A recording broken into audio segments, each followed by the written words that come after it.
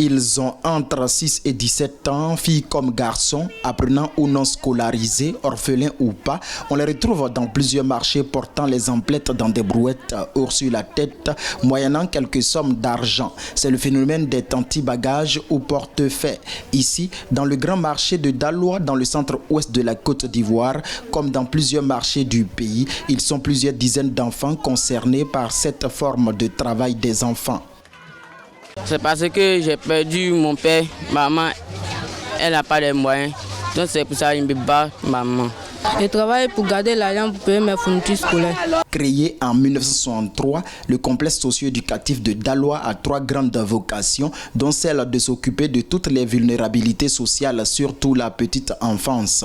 Sensibilisation, ateliers de formation et bien d'autres actions pour dissuader le travail des enfants ont été menées dans ce sens.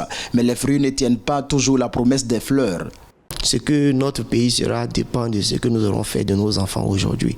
Si nous les maltraitons, si nous n'en prenons pas soin, demain nous aurons des adultes qui ne seront pas capables de faire avancer notre pays. Je vais dire que le phénomène prend de l'ampleur et les enfants sont de plus en plus occupés à des tâches d'adultes qui sont réservées à des adultes et il faut faire beaucoup de choses pour que ces situations changent.